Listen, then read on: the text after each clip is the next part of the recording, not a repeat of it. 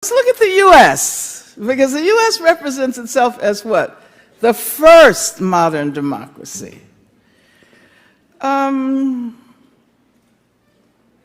I don't think the U.S. is very helpful.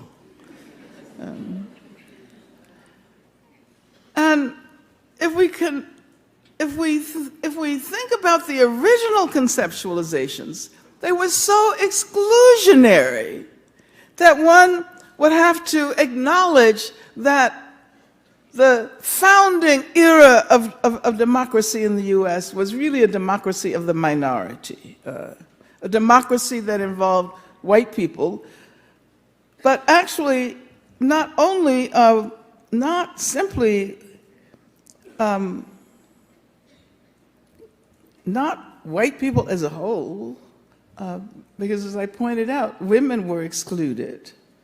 And at the same time, poor white men were excluded. So this was a situation in which there was a democracy of the minority. But doesn't that sound like it's a contradiction in terms?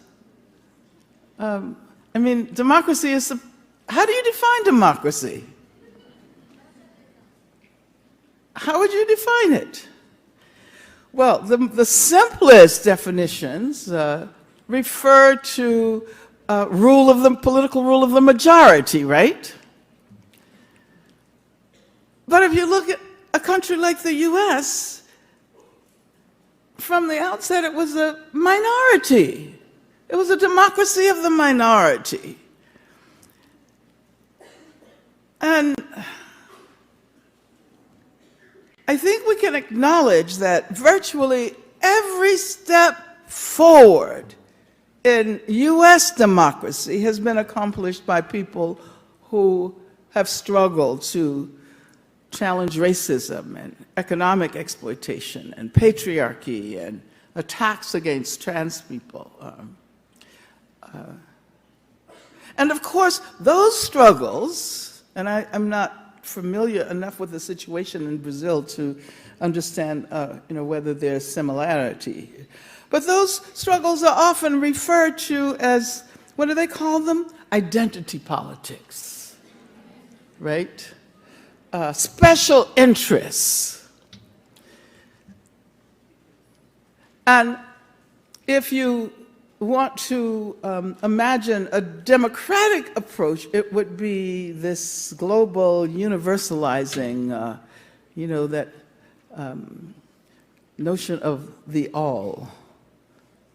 All. What does the Constitution say about all people being free?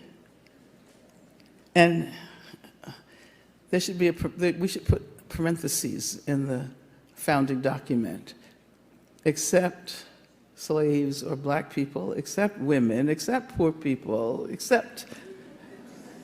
And then by the time we exclude all of those categories that are not included, we see we have a very tiny minority.